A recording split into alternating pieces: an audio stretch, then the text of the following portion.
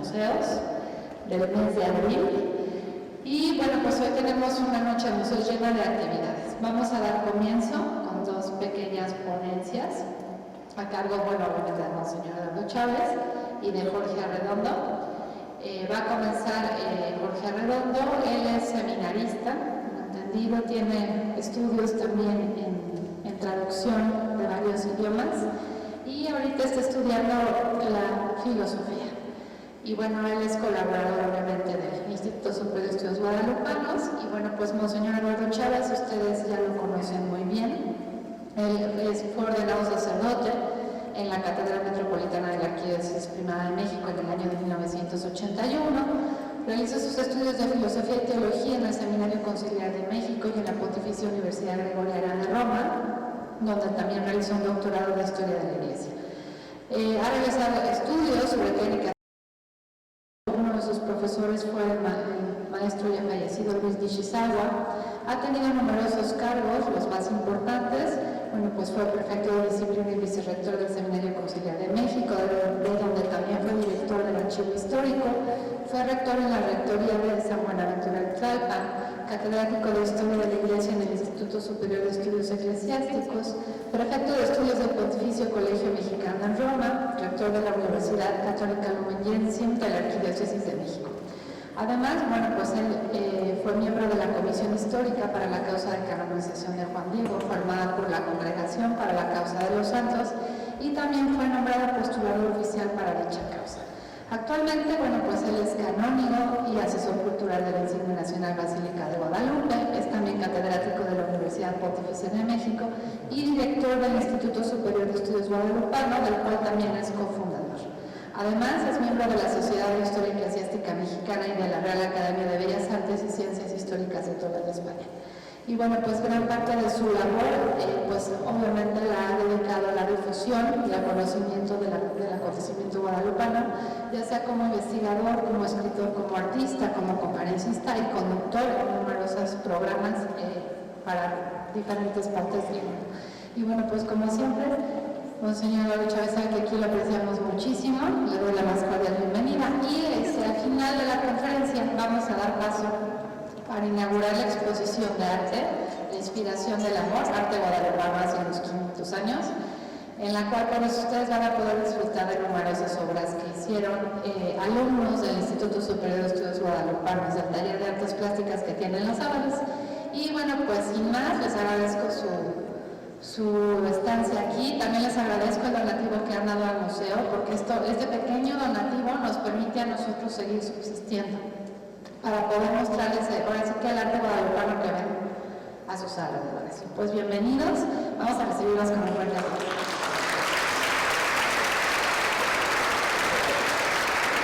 Muchas gracias. Qué bueno que vinieron, porque yo sé que estamos en plan de vacaciones, ¿verdad? Qué bueno que vinieron, me da muchísimo gusto y rápido una palabrita de esto, porque les va a hablar a continuación este joven ya de filosofía, que nos da muchísimo gusto, Jorge Arredondo. Nada más esta palabrita, él va a hablar de este título, La Pascua Florida. Es algo nuevo, relativamente nuevo, este descubrimiento de la Pascua en la Virgen de Guadalupe. Estamos terminando la Semana Santa, estamos en tiempo de Pascua, por eso es muy adecuado lo que va a decir. Pero quiero subrayar esto. Siempre con la Virgen de Guadalupe se había visto la parte mariana, por supuesto, es una imagen de María. Se había visto claramente, y para algunos ante una sorpresa, de que era una mujer embarazada, es una mujer embarazada, por lo tanto, la encarnación del Verbo. Dios se hace carne y la Virgen de Guadalupe es manifestación de la encarnación del Verbo, fíjense nada más. Y algunos eso lo toman así como sorpresa, pero para algunos otros ya es algo muy conocido que es una mujer embarazada y cuyo centro es Jesucristo nuestro Señor. No es ella, es Jesucristo nuestro Señor. El centro es su imagen, el centro es su mensaje y el centro es su casita sagrada. Pero pocas personas sabían, y yo diría sabíamos, porque fue un descubrimiento del 2007, o sea, parece ya 10, 12 años, ¿verdad? Pero no, es muy reciente, de que también es la manifestación de la Pascua Florida, de la Pascua Florida.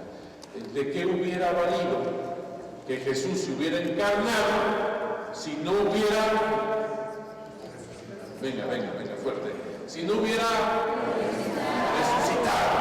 Pascua, ay, perdón, claro, ¿verdad? ¿De qué hubiera valido que Cristo hubiera venido, se hubiera encarnado, estar con nosotros, tener su casita sagrada, si Cristo no hubiera resucitado? Y ese es el centro de la Virgen de Guadalupe. Es todo un complejo fuerte. Por eso lo que vamos a escuchar es algo prácticamente reciente, es algo nuevo, pero que siempre ha estado ahí. Es como el reflejo de los ojos humanos en la Virgen, en la imagen. Siempre han estado ahí. Lo que pasa es que hemos tenido ya, gracias a Dios, la técnica suficiente para lograr verlos ahora. Pero no es que se lo hayan puesto ahorita, sino que siempre han estado ahí. Igualito lo de la Pascua. Siempre ha estado ahí, pero es hasta ahora que se ha descubierto eso que siempre ha estado ahí. Y vamos a escuchar entonces a Jorge. Buenas, voy a poner mi reloj, si no, no le voy a dar la oportunidad al Padre más adelante. Ya, ok, voy a empezar con un pequeño rezo.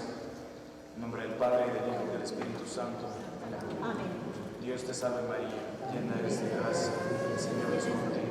Bendita eres entre todas las mujeres, y bendito es el fruto de tu vientre, Jesús. Santa María, Madre de Dios, ruega por nosotros pecadores, ahora y en la hora de nuestra muerte.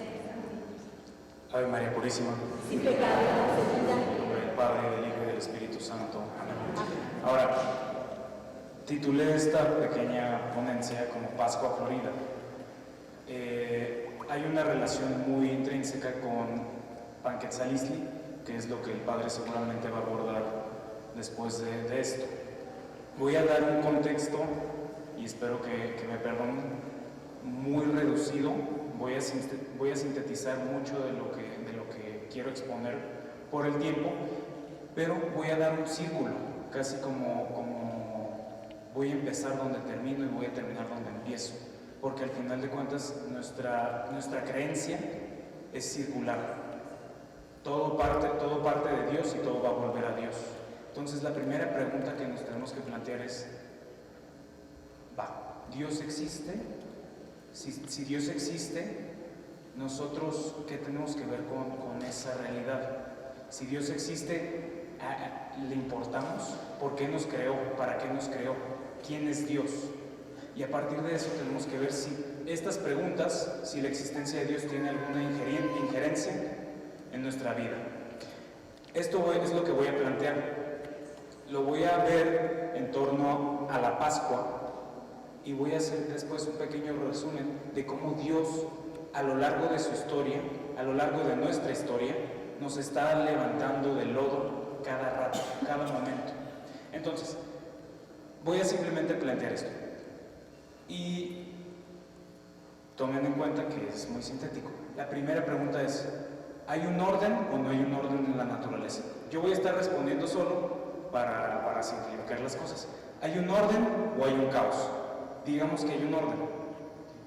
Después de eso, ¿hay un Dios o hay muchos dioses? Filosóficamente podemos llegar a la conclusión que hay un Dios.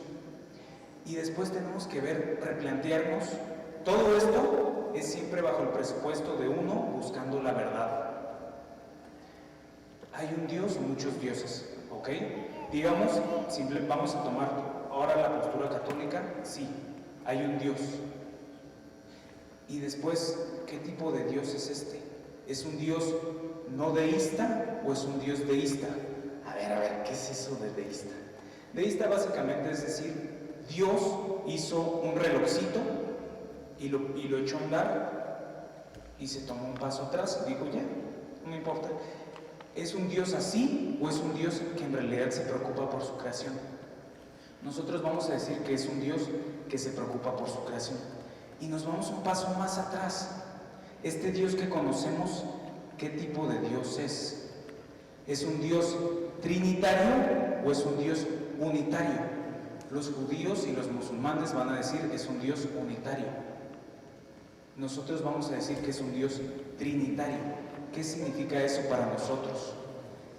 La encarnación. Y esa es la primera fase de todo esto.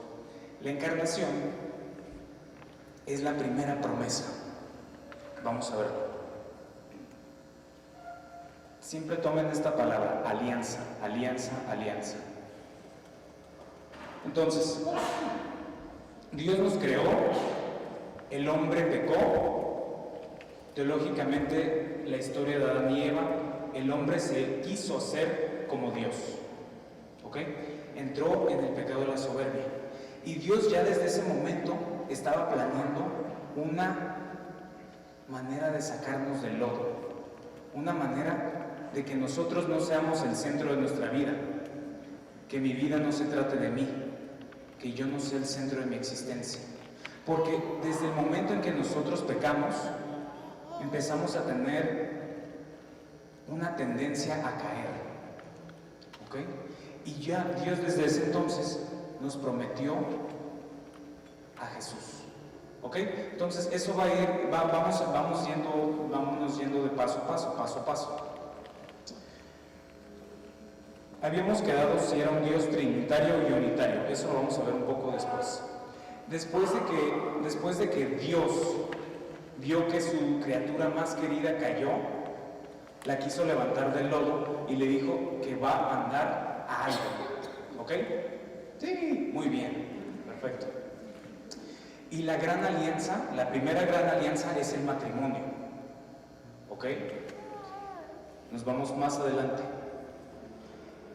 La civilización estuvo creciendo, Caín y Abel, se corrompió el corazón del hombre, hasta el punto de decir, Dios ya no existe en el corazón de cada uno de nosotros. ¿Y qué hizo Dios? Ya desde el Antiguo Testamento se va a hacer una alusión a las aguas del bautismo, que son muy importantes, porque de ellas nos saca de ser criaturas y nos hace hijas e hijos de Dios. El segundo paso es que dejamos de ser una familia y nos hicimos una gente, nos hicimos gente de Dios, ¿ok? Esto se refleja en la historia del arca de Noé.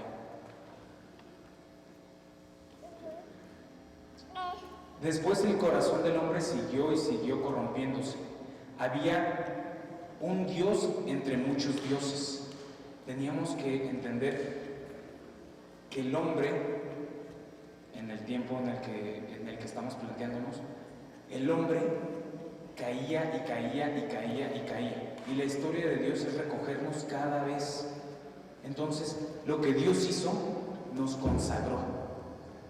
Nos hizo un pueblo con Abraham. ¿Ok? Siguiente paso. La esclavitud a los dioses falsos. Y Dios nos va a dar una ley. Tenemos que tener en cuenta que para los judíos que ya estaban, por así decirlo, satisfechos por el hecho de ser esclavos, que ya estaban conformes al hecho de que estaban esclavizados, y cuando fueron liberados empezaron a adorar a dioses falsos, querían regresar a su antigua vida porque no conocían nada más. Sí, lo que pudo haber pasado es que el pueblo judío salió de Egipto, pero Egipto no salió de su corazón y seguíamos adorando a dioses falsos, y Dios nos volvió a sacar del lodo. Dios nos hizo una tribu. El siguiente paso es la lujuria y la avaricia. Se puede resumir en muchas partes, en muchas maneras. Si se dan cuenta, eventualmente el pueblo llegó a Canaán, se estableció, empezó a luchar con otros pueblos y se empezó a identificar. Pero tanto llegó que se hizo soberbio, se olvidó a Dios otra vez. Desde el primer pecado hemos seguido con esa tendencia. Ahora, lo que pasa con esta lujuria y avaricia se puede bien ejemplificar con el rey David. Él estaba ahí en tiempos de guerra de los judíos, él estaba ahí hablando, estaba en su azotea y volteó y vio a una chava. Ahora, ¿qué tiene que hacer el rey en la azotea haciendo nada en tiempos de guerra? Y la joven que tenía que estar haciendo bañándose, digo, los dos. ¿Qué pasa después? Bueno, esa es la escena. Se ve que Dios nos estableció un reino. Ahora, el reino es muy importante porque Dios les decía, ¿por qué quieren un reino si yo soy su Dios? Pero no, estamos aferrados a que queríamos un reino. El siguiente paso podemos decir que es un reinado con los profetas. Y finalmente, la séptima alianza, la iglesia. Entonces, Dios de una familia, a una gente, a una tribu, a un pueblo, a un reino, a un reinado, a una iglesia. ¿Qué significa una iglesia para nosotros? O sea, cómo Dios desde el principio nos fue levantando de nuestra miseria, es de verdad entender que la esperanza del hombre está en la misericordia de Dios. Es darnos cuenta de nuestra pequeñez en cada paso. Es reconocer que si de verdad Dios existe, nuestra vida entonces tiene que moldearse al hecho de este creador. ¿Y quién es este creador? Si tuviéramos que resumir a Dios, si pudiéramos decir Dios es algo, usando una sola palabra, ¿qué palabra sería? Empieza con A y termina con amor. Ah, eso, bien, ¿sí? Perfecto. Dios es amor. Y ese es el punto en el que me quedé. El hecho de que Dios se haya hecho carne y eventualmente que vaya a resucitar, que es el punto al que voy a tratar de exponer, tiene una relevancia en nuestra vida. Y esto también se ve palpablemente en la Virgen de Guadalupe. Porque nosotros, si lo vemos así un paso para atrás, tenemos esta inquietud, como dice San Agustín, tenemos un corazón inquieto que no descansa hasta que descansa en Dios. Tenemos un corazón que siempre está buscando, pero eso solamente es bajo el presupuesto de que Dios ya nos amó, que Dios nos sigue amando. Decía Santa Teresa de Calcuta, ¿quieres saber cuánto Dios te amó? Voltea y mira la cruz. ¿Quieres saber cuánto Dios te sigue amando? Voltea y ve a la Eucaristía. Ahora, la iglesia es este último, llamémosla alianza, este sacramento de salvación, por llamarlo por alguna forma. La iglesia se concretiza, primeramente voy a explicarlo, en la Eucaristía. La Eucaristía es sensacional. Jesús les dice a sus discípulos, de verdad les digo, este pan y este vino es mi cuerpo y mi sangre. ¿Y qué dijeron los discípulos? Amárrenlo, está loco. Digo, palabras más, palabras menos. Y Jesús después les dijo, no, de verdad les digo, el que no coma de este pan y que no beba de este vino no tendrá vida en mí. Y Jesús, ¿qué dijo? Y los discípulos, ¿qué dijeron? ¿What? En inglés, exacto. No, exacto. Entonces lo que pasó es que los discípulos de Jesús empezaron a decir, este está loco. De verdad, palabras más en hebreo dijeron, este está loco, porque nos está diciendo que violemos la ley levítica, nos está diciendo que tomemos sangre impura. Y Jesús les dijo una tercera vez, de verdad, yo soy el pan de vida. El que no coma y no beba no va a tener vida en mí. 3 veces, esto es inédito. Y se empezaron a ir sus discípulos, se empezaron a apartar de él, se alejaron. Y Jesús les dijo, no, estoy hablando simbólicamente, estoy hablando metafóricamente. No, Jesús lo dijo una cuarta vez, 4 veces repitió. ¿Por qué hago tanto énfasis en la Eucaristía?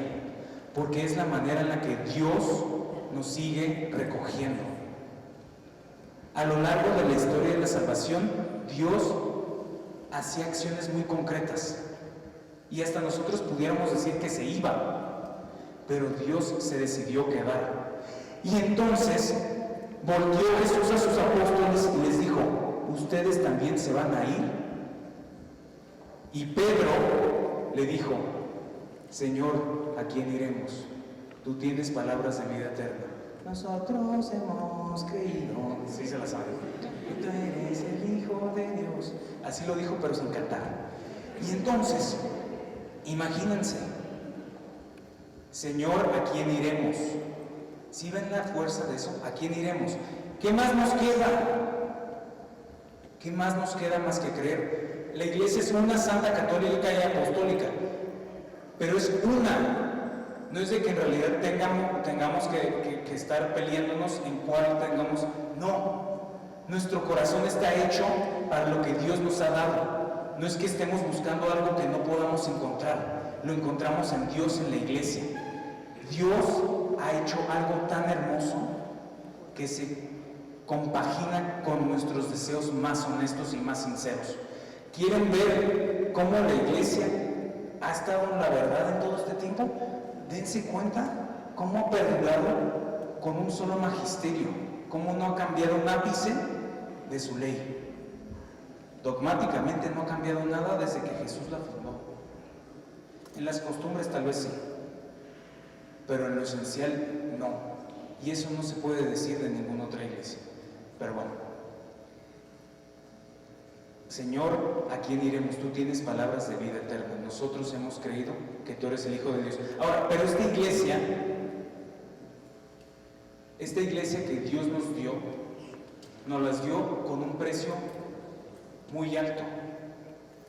Su pasión y su muerte y su resurrección. ¿Qué significa que Dios se haya hecho carne? ¿Qué significa que Dios haya muerto por nosotros? Yo siempre lo ejemplifico de esta manera. Bien, me faltan 15 minutos. Imagínense que estemos en una arena movediza y todos estemos ahí. Estoy hablando de toda la humanidad que está en una arena movediza. Todos los humanos estamos estancados y entre más nos movamos, más nos vamos a hundir. Necesitábamos a alguien que fuera como nosotros, verdadero hombre, pero necesitábamos a un Dios que nos salvara, verdadero Dios. Dios se hizo carne para asumir nuestros pecados, para cargarlos en la cruz, para morir por nosotros.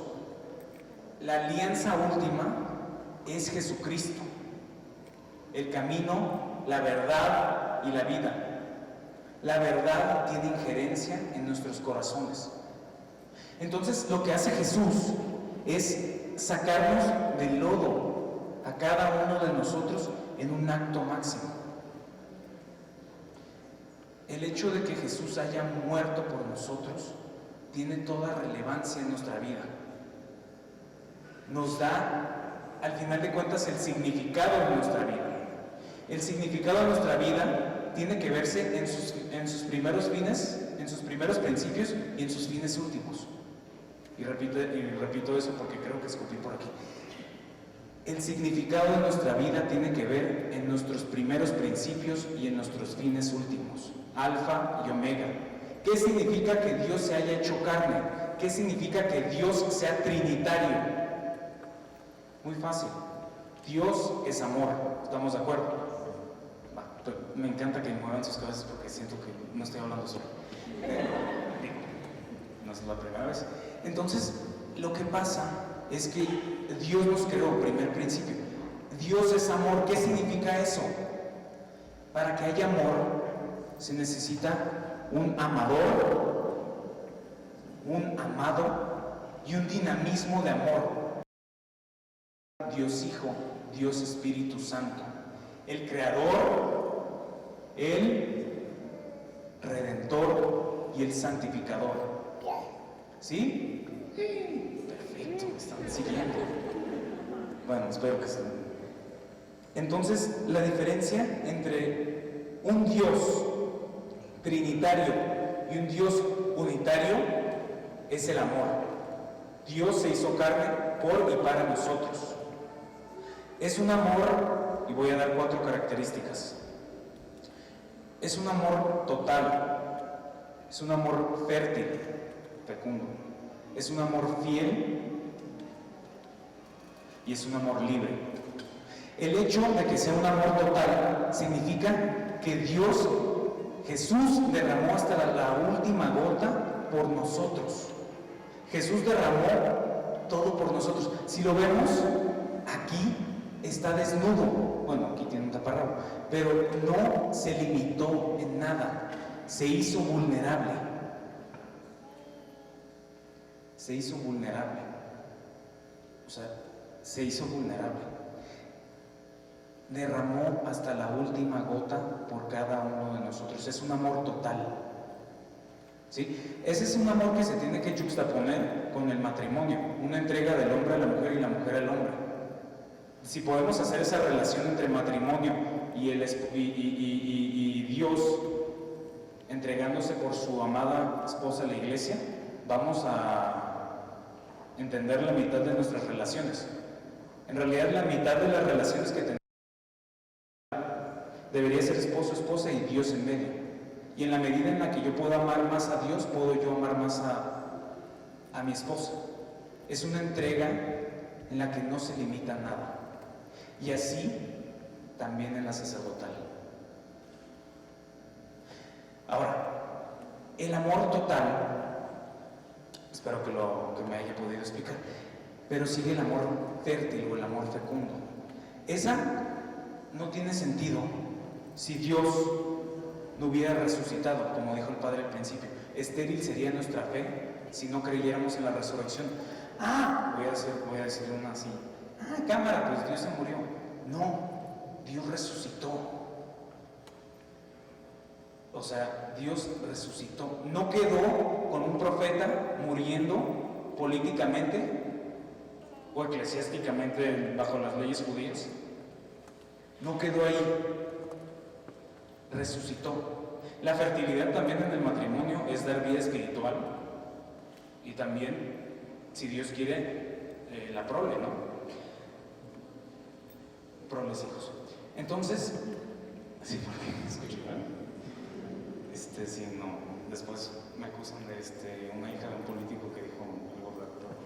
Entonces, lo que pasa es este amor total, este amor fecundo, fértil, se va a complementar con dos otras características, que es el amor, libre y el amor fiel. ¿Qué significa que el amor sea libre? Jesús, me faltan 9 minutos, Jesús pudo haber no sido crucificado en los dos juicios, porque Pilato le echó la mano y ahí pudo haberse zafado. Y los judíos se contradecían entre ellos mismos. Ahí pudo haberse zafado. Pero no, entró libremente. Libremente quiso morir por nosotros. El amor solamente se puede entender en la libertad. El amor solamente se puede entender en la libertad. En la medida en la que yo puedo no amar, también puedo saber que puedo amar. Si Dios me tuviera aquí encadenado y no me quedara otra más que adorarlo, eso no sería amor. Pero como yo puedo rechazarlo, sé que puedo amarlo. Dios es como una luz, decía Pascal, lo suficientemente tenue para el que lo busca lo encuentra y el que no lo busca jamás lo encuentre. No hay nadie que no lo busque y no lo encuentre. Eventualmente lo va a conocer. Dios es una luz que el que lo busca lo va a encontrar. Si de verdad buscamos la verdad, vamos a llegar al catolicismo y vamos a llegar a la cruz, pero es lo más difícil que vamos a hacer en nuestras vidas. Cargar nuestra cruz diaria de cada día es lo más difícil. Renunciar a nosotros mismos es lo más difícil. Que Dios se haga cargo de mi vida, no, pero cállense. Dios nos pide algo más. Dios nos pide que hagamos todo por Cristo, con Él y en Él. O sea que al principio vamos a ser niños tontos haciendo cosas sí por Jesús y estamos conscientes que eso queremos hacer por Cristo, sí. después vamos a estar caminando con Él. No sé si han visto esa historia en la que el Señor estaba caminando y volteaba y siempre veía las pisadas de Jesús y las de Él, y cuando estaba en el peor de las penumbras posibles, se le murió su mujer, pasó esto, pasó otro, volteó y solamente veía un par de pisadas y le decía a Dios: Dios, ¿por qué me abandonaste en el momento que más te necesitaba? Y Jesús le contestó: no te abandoné, es cuando más te estuve cargando, y por eso solo veías un par de pisadas. Por Cristo, con Él y eventualmente en Él. Que no sea yo quien viva en mí, que no sea yo el centro de mi vida. Por Cristo, con Él y en Él. Que sea Dios quien habita en mí. Yo me llegué a considerar un aborto, decía San Pablo, un aborto, porque yo perseguía a los cristianos. Ahora, el primer punto fue un amor completo. El segundo punto fue un amor fecundo. Bien. Después, el tercer punto es un amor libre. Este amor libre se entiende en la medida en la que yo puedo o no amar a Dios, y en la que yo pueda renunciar o no libremente, o amar libremente. ¿Sí? El último punto, 5 minutos, ahí vamos. El último punto es un amor fiel. Libremente tampoco no puedes llegar con una escopeta y obligar a tu esposa a que se case contigo, ¿ok? Cierro paréntesis. El último amor, o la última característica del amor, es un amor fiel. Y eso espero que se haya podido entender, en que Dios, desde que la regamos en la institución de la familia, en la tribu, en el pueblo, en el reino, en la iglesia, desde ese momento Dios se ha mantenido fiel a su amor. Dios no ha dicho: ay, están bien tontos ya, cámara, váyanse. No, Dios no ha dejado de amarnos. Digo, la Eucaristía es la prueba más factible. La fidelidad que Dios nos da, la fidelidad se entiende máximamente en Jesús. La Biblia dice en un pasaje que Dios le estaba hablando al pueblo judío y le dice: amada mía, querida mía, yo te amo tanto. Te compré un vestido blanco y te peiné y eres la mujer más hermosa que he visto en mi vida. No hay belleza más absoluta que la tuya. Tu amor, el amor que siento por ti es incomparable. Pero después te fuiste y te prostituiste con muchos hombres, te revolcaste con ellos y ensuciaste tu vestido. Así le dice Dios, así nos dice Dios a nosotros, así le dice a Dios al pueblo judío y por ello a la iglesia. Y después Dios dice: pero te perdoné, volví a ti, te sigo amando y te amé aún más que antes, te compré un vestido aún más blanco y no tiene medida ni comparación la manera en la que te amo. Eso es la pasión, la muerte y la resurrección. Eso es el significado de nuestras vidas. El significado de nuestras vidas es ver a Dios y dejarnos amar por Él. Dejarnos amar por Él significa abandonarnos a nosotros mismos. Dios ya tomó el primer paso. El chiste de nuestras vidas es literalmente dejarnos amar. Déjate querer. El significado de nuestras vidas es dejarnos amar. Interesantísimo. No, yo no voy a pasar esta parte. Perdón. La Virgen de Guadalupe nos enseña esto. La Virgen de Guadalupe es el modelo perfecto de inculturación. Es como si Dios nos volviera a tocar a la puerta, pero mostrándonos un rostro maternal. No estoy diciendo que la Virgen sea Dios.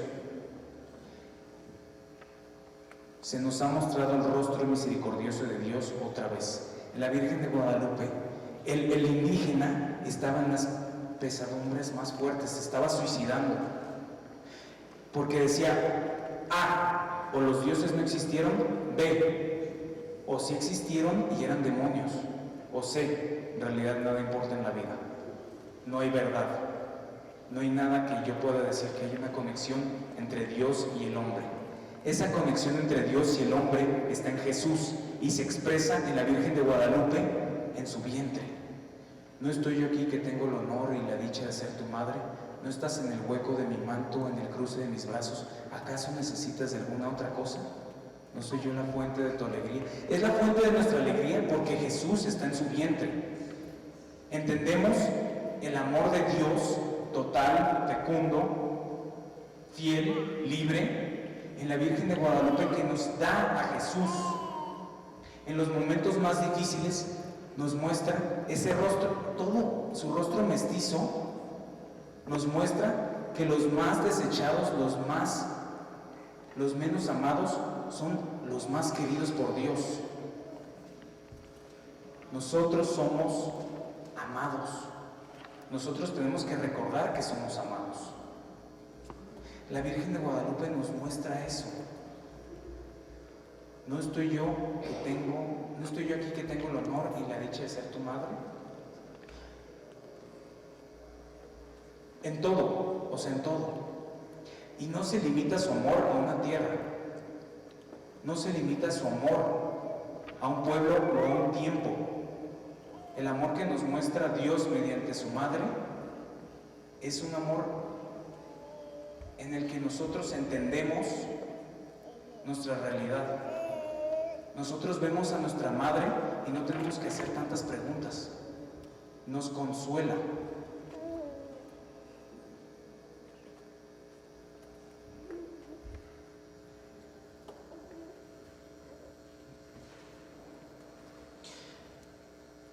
La Virgen de Guadalupe,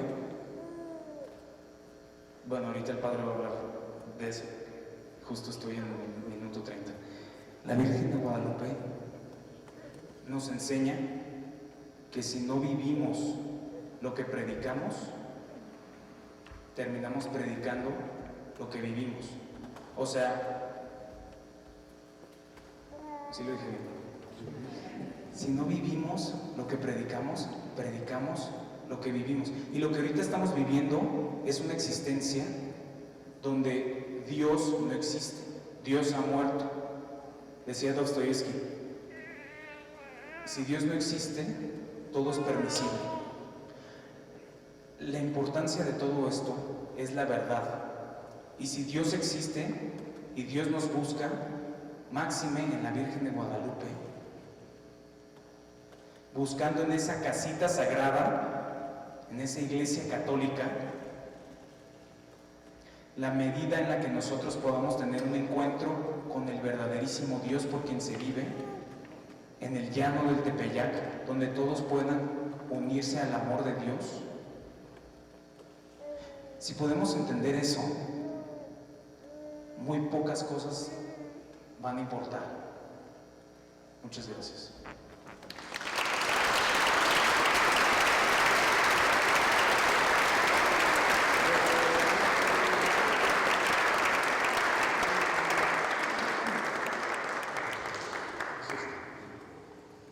Muy bien, le agradecemos aquí a Jorge, pero continúa rápido porque tenemos la exposición también. Me da muchísimo gusto que vengan todos ustedes, de verdad, estoy feliz. Retomando lo que dice, lo último que dice de la casita sagrada. A ver, el 12 de diciembre es el momento fuerte, culmen, ¿verdad?, de toda la aparición de la Virgen de Guadalupe. Más o menos, ¿a qué hora sale Juan Diego de la casa donde él habitaba en aquel 12 de diciembre, en la madrugada de ese 12 de diciembre, ¿a qué hora sale? 2 de la mañana, más o menos, 2 de la mañana. Tenía prisa porque el tío estaba muy enfermo, ¿te acuerdas, no? Hola, mija, qué gusto. Entonces, a las 2 de la mañana, claro que tiene su paso limpio, o sea, trotecito, ¿no? Y llega más o menos a este ambiente del Tepeyac alrededor de hora y media después, estamos hablando 3:30.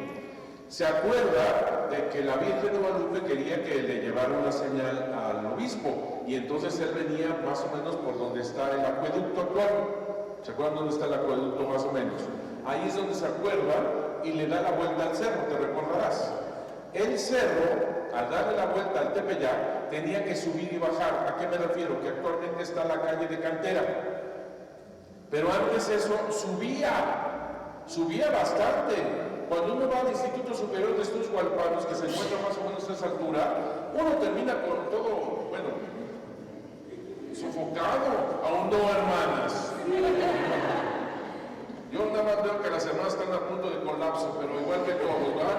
O sea, sí es su buena subida, bajada, porque dice Nica Mocowa, subió por el centro. Yo no lo entendía, porque yo pensaba que subió por el centro, precisamente quiere invitar a la Virgen de Guadalupe que se aparece en el centro del Tepeyac. No entendía cómo que subió en el centro si quiere evitarla. No, lo que pasa es que al darle la vuelta al cerro, tiene que subir una parte alta. Oiga, padre, ¿por qué está una avenida llamada Cantera? Porque toda la cantera se la llevaron.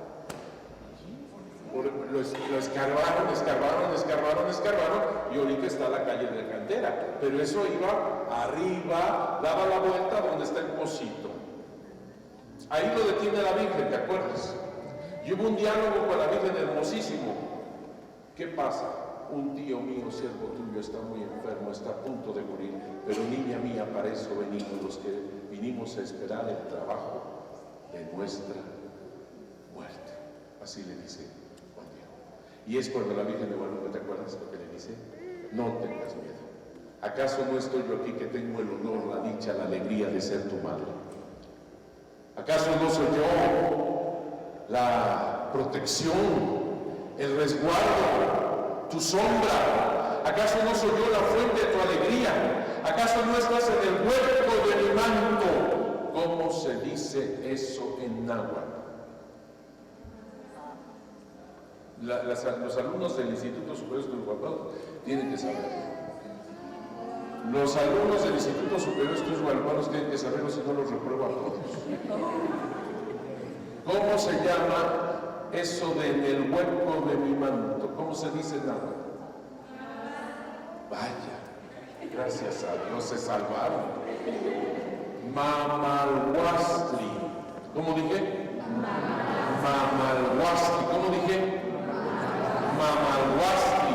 ¿Y por qué es tan importante esa palabra en náhuatl? Porque es la misma palabra que se usa para el bastón de fuego. ¿Y eso qué significa? En la mentalidad indígena es el primer rayo de luz. Por eso es tan importante. Mamalhuastli es el rayo de luz que viene a romper el alba cuando nace el sol. ¿Y eso qué me importa? Tan importante porque para los indígenas en un tiempo tan importante como solsticio de invierno, Panquetzalistli, el romper las tinieblas significa tener la oportunidad de seguir vivo. Por eso es tan importante. Y si esa oportunidad para seguir vivo en otro ciclo de vida que se llama, válgame Dios, señora, Mamalhuastli, y que eso significa al mismo tiempo en el hueco de mi manto, en el cruce de mis brazos, significa que con ella está aquel que es la luz verdadera que destruye toda tiniebla. ¿Me explicó? Y que con ella tenemos la oportunidad de una vida nueva. Fíjate todo lo que significa la palabra. No se les va a olvidar, por el amor de Dios, ¿verdad? Mamá, quiero un café con Mamalhuastli. O sea, ¿qué es eso? Eso no se lo pueden olvidar, no se lo pueden olvidar. ¿Te das cuenta de la importancia? ¿Cuánto tiempo llevamos ya? Son las 3:30, da la vuelta al cerro, la Virgen lo ataja, dicen estas palabras hermosas. ¿Cuánto tenemos ahí más o menos? ¿Cuánto tenemos? ¿Cuántos tenemos? Más o menos, ¿cuánto tenemos? 3:47, ok, 3:47. Sube al cerro por las flores. Toma las flores, las pone en su tilma. Les estaba diciendo aquí a mis hermanos la importancia de la tilma como la continuación de tu propio ser. Así que está poniendo la verdad de Dios en mi propio ser. Baja, se lo enseña a la Virgen y la Virgen toma las flores y las coloca en el justo lugar, en el justo lugar. Eso significa la verdad de Dios en tu persona. ¿Me estoy explicando bien? ¿Me estoy explicando bien? Después te paso bien. ¿Ok? Entonces, eso, ¿cuántos minutos será? Subir, cortar las flores, bajarlas, entregarlas. ¿Cuánto? Estamos hablando de las 4. 4. ¿Vamos bien? Ok. Ahora sí, vete con el obispo a darle la señal. Va con el pasodito. Estamos hablando del Tepeyac, Tlatelolco, centro de la Ciudad de México. Está llegando a las puertas de la casa del obispo a las 5:15, más o menos. Estamos hablando de una persona ágil, no como nosotros, digo, no, una persona, y además, acuérdate que iba rapidito porque el tío se estaba muriendo, ¿te acuerdas? Estamos hablando de las 5:15. Lo dejaron afuera los criados 1 hora. Esos criados, esos son los malos, esos criados lo dejaron más de 1 hora afuera. Estamos hablando entonces de las 6:15, más o menos, ¿no? Cuando por fin lo ponen enfrente del obispo y él empieza a hacer una síntesis de lo que pasó, sucedió esto. Qué curioso, señora, que estando enfrente del obispo no le dijo que le dio vuelta al cerro. Mira tú. Si yo estoy con Juan Diego en el cielo, le voy a preguntar en un náhuatl noble, what's happened? O sea, ¿cómo? Le cuenta, fíjate qué interesante, me di cuenta después, le cuenta todo, menos que le dio la vuelta al cerro, tratando de evitarla ahí. ¿Verdad que está interesante? Bueno, no lo interesa igual, ok. ¿Qué pasó? ¿Qué pasó después? Después de contarle todo, le da las flores y adivina qué horas es. ¿A qué horas es cuando le da las flores? Adivina qué horas es. Estamos hablando de las 6:45 de la mañana. ¿Y sabes cuándo rompió el alba? ¿Sabes cuándo hubo el primer rayo de luz? ¿Sabes cuándo hubo el primer Mamalhuastli? A las 6:45 de la mañana. Dime si no, ¿verdad que te quedas? Esto no es un invento, es exacto. ¿Te das cuenta? Es exacto. Mamalhuastli. No tengas miedo. ¿Acaso es como si te estuviera diciendo? ¿Acaso no estoy yo aquí con Jesús, el verdadero sol de justicia?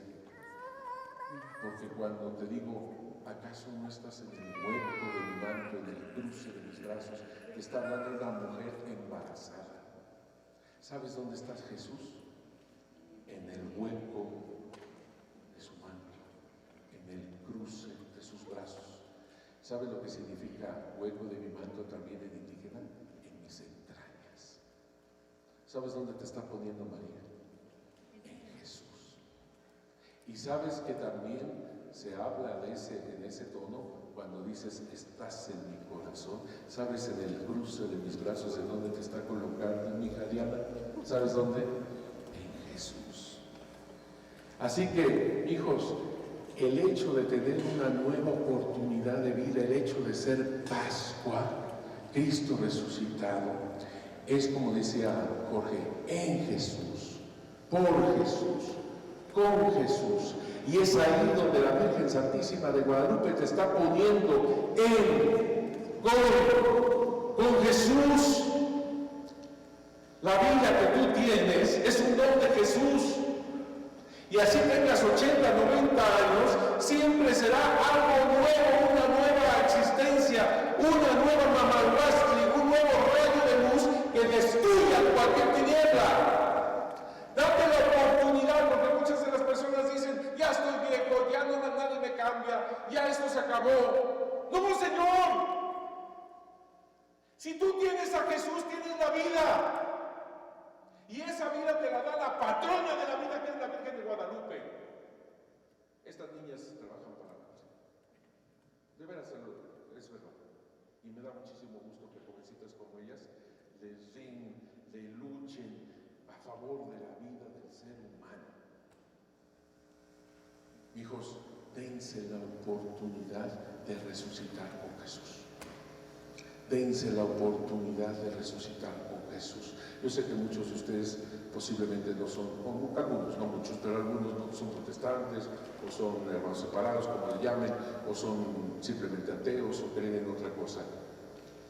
Yo soy sacerdote, y yo les hablo de lo que creo, lo que siento, y sobre todo en este lugar bendito de la Santísima Virgen de Guadalupe. Aunque tu madre te llegue a abandonar, yo nunca me olvidaré de ti, dice el Señor. Fíjate cómo Dios busca un ejemplo maternal para hablar del amor paternal. No hay amor más grande que el amor de una madre, de un padre. Y de esa forma te lo está diciendo. Ahora entienden por qué es tan importante la palabra Mamalhuasli. ¡Eso! Mamalhuasli. En el cruce de mis brazos, en el hueco de mi manto, no debes temer nada. Soy tu madre. Dice a los demás, ¿y qué? ¿Ya? Oiga, pero ¿cómo puede ser madre de esta persona tan limitada, tan pecadora, tan injusta?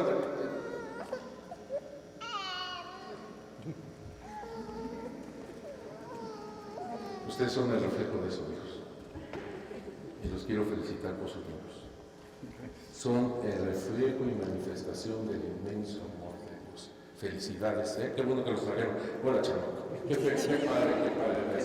Felicidades a todos por esta Pascua. Felicidades por Cristo resucitado. Ahora vamos a la inauguración de la obra pictórica que tenemos en el Instituto Superior de Estudios Guadalupanos. Algunos se preguntarán, ¿qué es eso, padre? Sí, hijos, yo estudié pintura con el gran maestro Luis Nishizawa.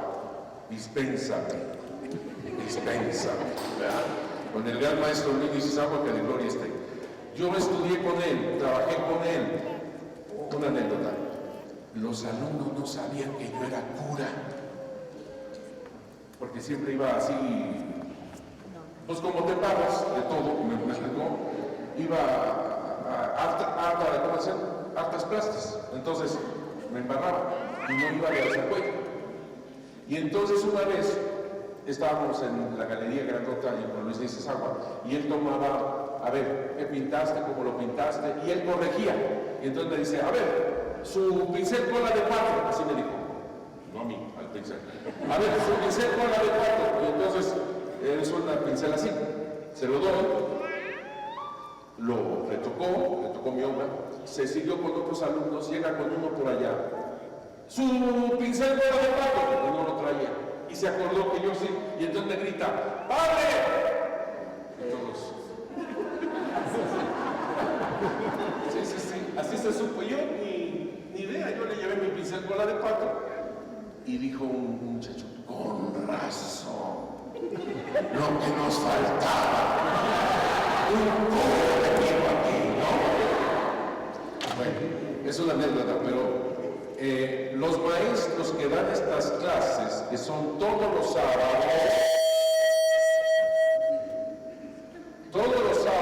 ¿desde qué horas, amigos? Desde las 10 de la mañana hasta la 1, más o menos, esas horas. Había gente, yo me acuerdo que me decía que habían comprado las pinturas, ya las tenían, ya después de muchos años, no sabían hacer ni una línea, según me decían, bla, bla, bla.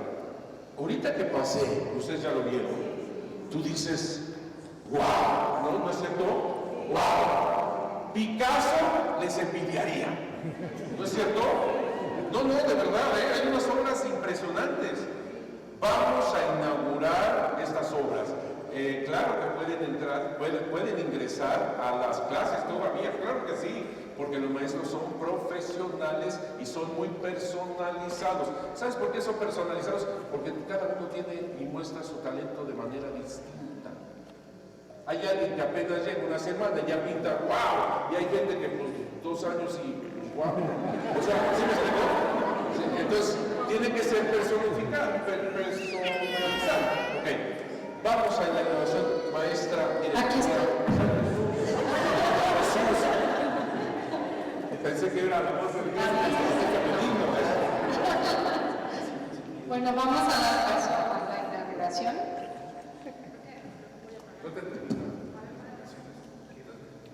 Bueno, mejor con este solo.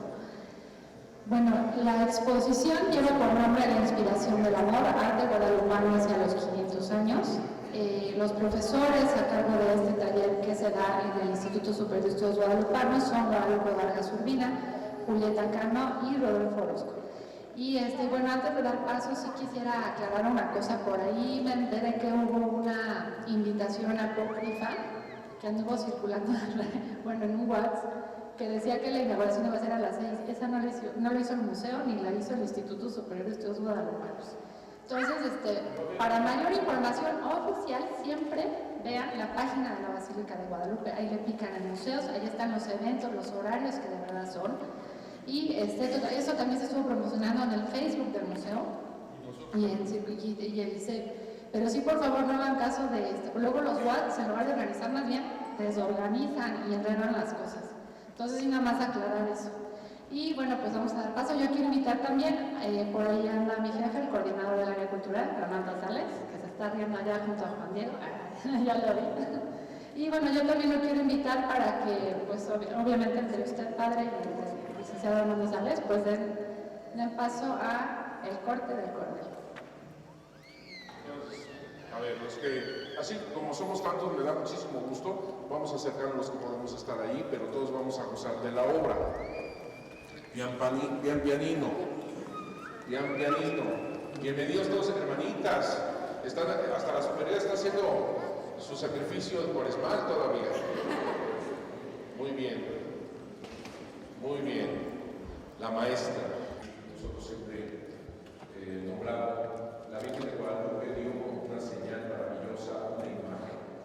Por eso nos debemos de sentir tan contentos, tan santamente orgullosos los que sentimos este arte de pintar, porque precisamente por una imagen así fue la señal maravillosa que dio la Virgen de Guadalupe, que es verdad, que Dios existe, que te ama más que cualquier cosa. Entonces, esto es producto precisamente de ese amor que le tenemos a Dios y a la Santísima Virgen de Guadalupe en el arte pictórico. Felicidades a todos los, ya para alumnos, sino grandes maestros de la pintura. Que Dios los bendiga mucho. Honrando a Dios, estamos cortando el hilo en este lado, la cinta y vámonos.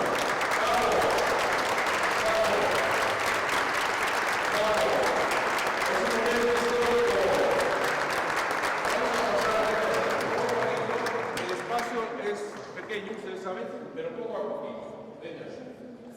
Yo quiero saber quién pintó esto. Ah, muy bien, mija. Muy bien. ¿Me hablas? Felicidades. Mira qué bonita.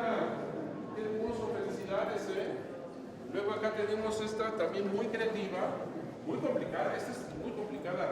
Se ve que se basó en los reflejos humanos de los ojos de la Virgen de Guadalupe, que se ve más o menos así. Este es Francisco Martínez Vaca López. Muy bien, Francisco. Felicidades, Tú le pusiste San Miguel, ¿no? San Miguel Arcángel. Para los que no sepan, el cerro del Tepeyac, el patrono, es San Miguel Arcángel. Por eso están arriba los arcángeles. Y para los que no sepan, es porque la Virgen de Guadalupe tiene esa evocación de Apocalipsis 12, en donde sale la figura de San Miguel destruyendo el mal. Por eso tiene que ver San Miguel. ¿Dónde estamos? Por acá. La muestra se llama La inspiración del amor. Bonito se nos ocurrió el título, ¿cómo no? La inspiración del amor. Mario Salinas Vera. ¿Dónde estás, Mario?